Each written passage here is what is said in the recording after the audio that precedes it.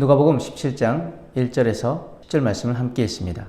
예수께서 제자들에게 이르시되 실족하게 하는 것이 없을 수는 없으나 그렇게 하게 하는 자에게는 화로다. 그가 이 작은 자 중에 하나를 실족하게 할진대 차라리 연자 맷돌이 그 목에 매어 바다에 던져지는 것이 나으리라. 너희는 스스로 조심하라.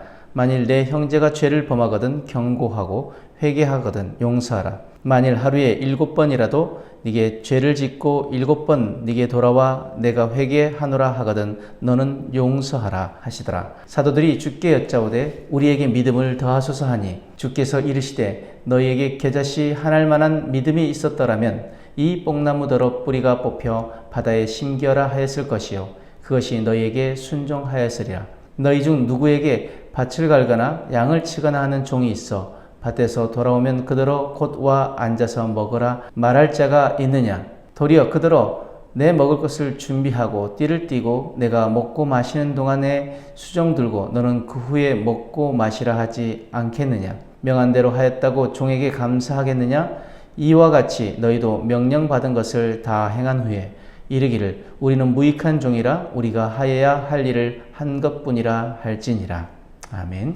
오늘 본문에서 예수님은 제자들에게 참된 제자도의 모습과 믿음에 대해서 말씀하십니다. 작은 자에 대한 태도, 제한 없는 용서, 믿음의 능력, 그리고 종의 자세, 이 네 가지는 참된 믿음이 무엇인지 구체적으로 보여줍니다.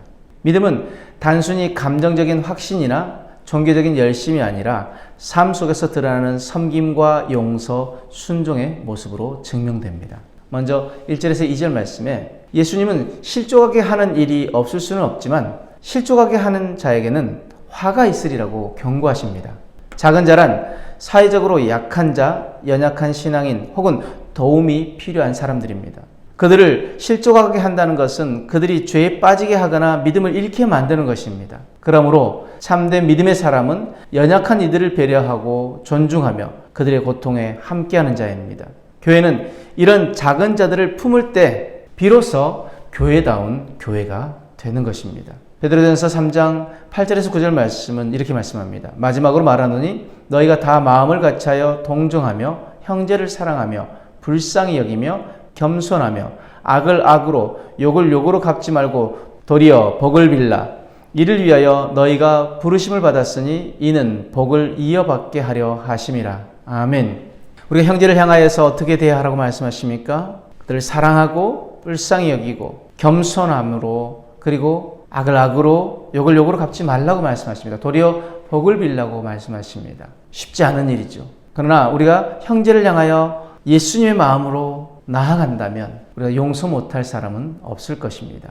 왜냐하면 우리가 용서받지 못할 죄인임에도 불구하고 우리 주님은 우리를 용서하시고 사랑으로 우리를 받아주셨기 때문입니다. 3절 4절 말씀에 예수님은 형제가 하루에 7번 죄를 지어도 용서하라고 말씀하십니다. 이는 단지 횟수의 문제가 아니라 용서의 태도와 실천에 대한 말씀입니다. 하나님께서 나의 자격과 상관없이 용서하신 것처럼 우리도 자격 없는 이들에게 용서와 사랑을 나누는 것이 믿음의 삶입니다. 골로새 3장 13절 14절 말씀에 누가 누구에게 불만이 있거든 서로 용납하여 피차 용서하되 주께서 너희를 용서하신 것 같이 너희도 그리하고 이 모든 것 위에 사랑을 더하라. 이는 온전하게 매는 띠니라. 아멘. 우리 주님이 우리를 용서하셨던 것처럼 우리도 모든 사람들에게 그들을 용납하고 용서하라는 것입니다. 분명히 잘못한 것에 대해서 우리가 그것을 권면할 수는 있지만 우리가 가져야 할 자세는 무엇입니까? 나도 연약한 존재이기에, 나도 부족한 존재이기에, 나도 틀릴 수 있기에 우리가 그들을 이해하고 그리고 그들을 품는 것입니다.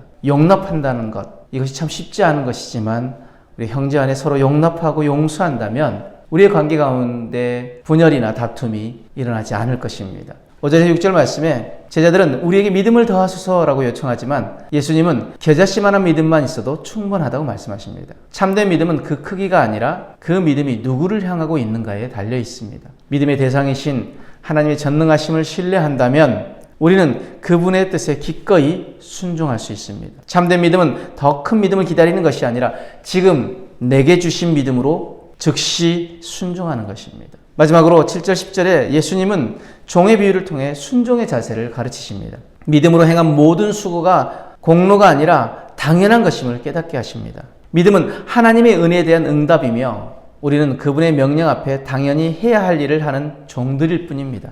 우리는 무익한 종이라 라고 고백하는 것은 겸손한 마음에서 나오는 고백이며 참된 믿음의 사람의 자세인 것입니다. 말씀의 결론으로 참된 믿음은 작은 자를 섬기며 조건 없이 용서하고 지금 주신 믿음으로 즉시 순종하며 모든 순종을 당연한 것으로 여기는 겸손한 삶입니다.